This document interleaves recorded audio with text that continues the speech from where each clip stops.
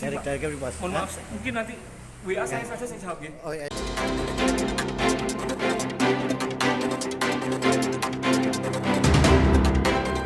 Dua saksi ahli atau ahli yang dihadirkan dalam persidangan lanjutan kasus dugaan korupsi KONI Kota Kediri, yaitu Dr. Iqbal Feliciano SH, MH, ahli hukum pidana dari UNAIR, dan Dr. Mahmud Fahrozi, ahli kebijakan publik dari Uniska Kediri, sama-sama tidak bersedia memberikan pendapatnya terkait fakta-fakta hukum yang terungkap selama persidangan. Sehingga mereka beberapa kali menolak menjawab pada beberapa pertanyaan yang diajukan penasehat hukum, PH, para terdakwa, pada persidangan lanjutan di Pengadilan Tipikor, Kamis, 25 September 2025. Seperti beberapa pertanyaan dari Eko Budiono SH, PH terdakwa Arif Wibowo, yang menanyakan ke ahli pidana Dr. Iqbal Feliciano, tentang apakah jika data yang diaudit Badan Pemeriksa Keuangan, BPK, berbeda atau ada kesalahan dengan kenyataan data yang dia temukan, masih bisakah data BPK itu digunakan untuk dasar hukum menjerat secara pidana? Dr. Iqbal menolak menjawab. Kedua, pertanyaan terkait apakah penyimpangan terhadap dana hibah yang tidak sesuai dengan naskah perjanjian hibah daerah, NPHD, bisa dijerat dengan pidana korupsi? Iqbal menolak menjawab dan mengaku dia tidak membaca NPHD antara Pemkot dengan KONI Kota Kediri yang dimaksud. Saya tidak membaca NPHD-nya, kata Iqbal. Iqbal menjelaskan, selama ada dua alat bukti yang meyakinkan dan adanya kerugian negara, maka bisa dipidana korupsi. Yang penting ada dua alat bukti yang meyakinkan, bisa dipidana, tandas Iqbal.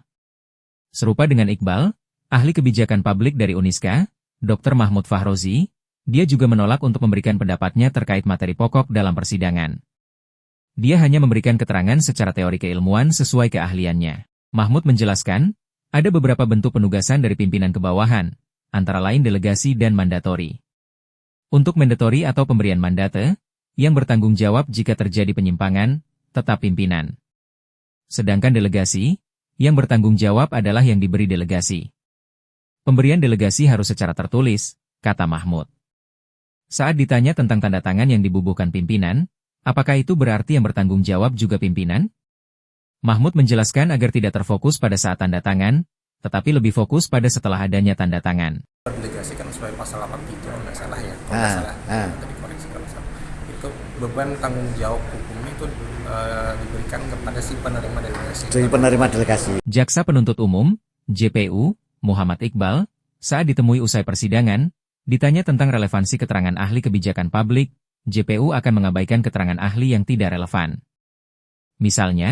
Terkait misalnya keterangan ahli kebijakan publik yang menyebut persoalan administrasi diselesaikan di Pengadilan Tata Usaha Negara, PTUN.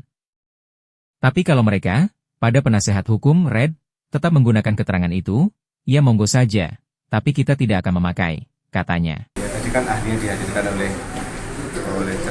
terdakwa atau ya. Jadi ya itu haknya mereka untuk mencari ahli yang meringankan.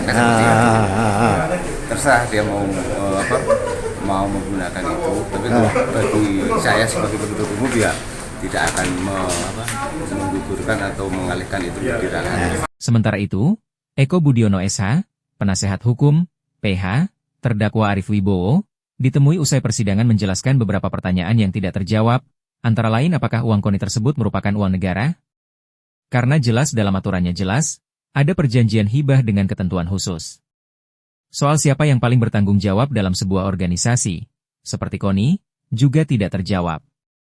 Ahli justru menyerahkan persoalan tersebut ke penilaian hakim. Jawabannya diserahkan ke majelis hakim, kata Eko, menirukan jawaban ahli yang dihadirkan di persidangan. Seperti diberitakan sebelumnya, kasus dugaan korupsi KONI Kota Kediri, dengan terdakwa mantan Ketua Queen Atmoko, mantan Bendahara Dian Aryani, dan mantan Wakil Bendahara Arif Wibowo, kini sedang disidangkan di Pengadilan Tipikor Surabaya. Kita tidak mau menjelaskan ya, tentang itu uang negara atau bukan uang negara masalahnya. Masalahnya itu. Enggak, tadi mereka hanya menerangkan bahwa pada saat saya tanyakan bagaimana Undang-Undang PP RI 2/2015 dengan Undang-Undang Tindak Pidana Korupsi. Apakah di dalam Undang-Undang Tindak Pidana Korupsi bisa menerangkan uang negara atau bukan uang negara?